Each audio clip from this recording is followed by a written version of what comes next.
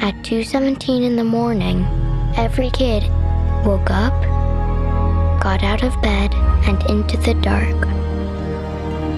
And they never came back.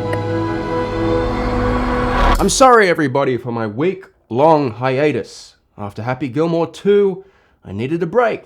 I needed to soul search. Jackass. Oh my goodness! I needed to find a reason why I talk about movies. It looks like we have our first fatality. Woo! Happy Gilmore 2. Anyway, I saw a movie called Weapons a couple nights ago, and I've sat on it for a little bit, and I'm here to talk about it now. This is a horror movie from the director of Barbarian, which was another horror movie from a few years back. That got rave reviews. I wasn't the biggest fan of it. We can talk more about it later. This movie, again, horror movie, has a brilliant setup. If you don't know, a classroom full of school kids that all go missing at the same time one night and they're never seen again. What happened? It's a fantastic setup, conflict, concept to get asses in the cinema. Horror movies usually get audiences.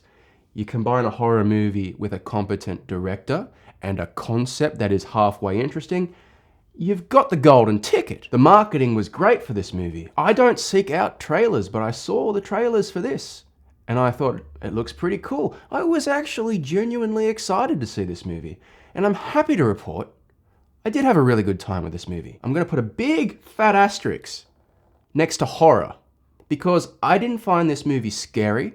Apart from jumping at loud noises, this movie is a comedy. I thought this movie was really funny.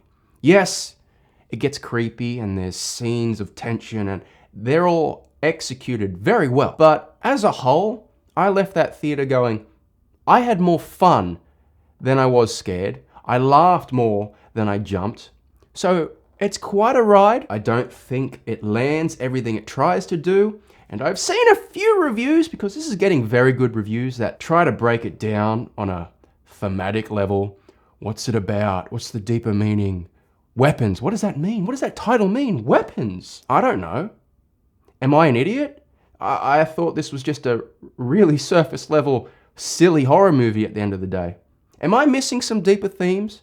I feel like reviewers always have to suck on the teat when it comes to a director that's made one good movie in the past. Good movie. I didn't like Barbarian, but one good movie. You get one of these movies from a director that's done one thing. The reviewers all try to make it bigger than it is. This is just a silly horror movie. It's a good fun 2-hour romp.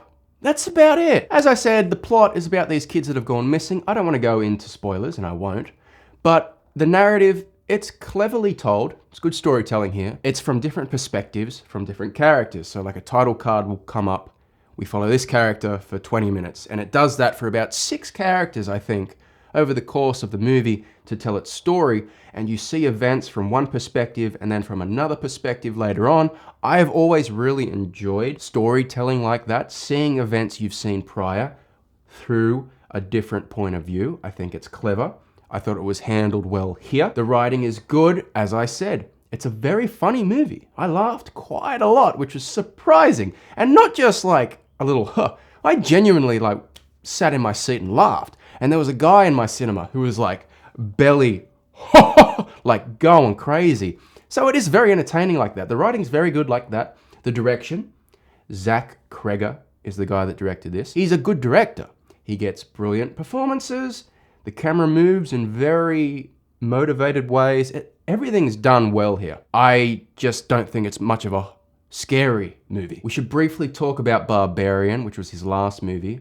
I watched that way after it came out based on how glowing the reviews were for that movie. I thought, all right, let's see it. And I don't know, guys, maybe I'm just a cynical dick, but I just thought that movie was bizarre, not as deep, like this one, not as deep as you think, even though it tries to be deep. And at the end of it, I just thought it was comical.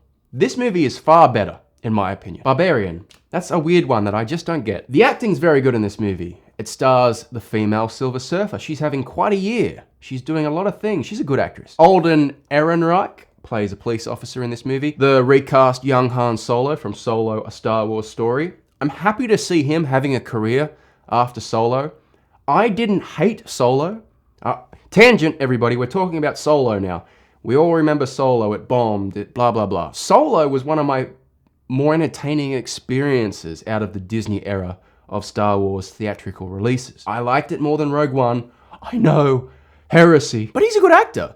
And I thought that movie might destroy him, but he's doing good things.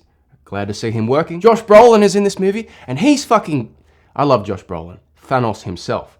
He's excellent in the movie. This is not a spoiler, but let's just say he has a dream sequence or a vision at one point in the movie when we're following his character, and you see like scary things happen in the vision, and then he wakes up. And it was the funniest reaction I've ever seen in a horror movie, because that always happens in horror movies, right? People have dreams, they see the monster. It happens to Josh Brolin, and instead of waking up and going, he wakes up in a fright and goes, "What the fuck?"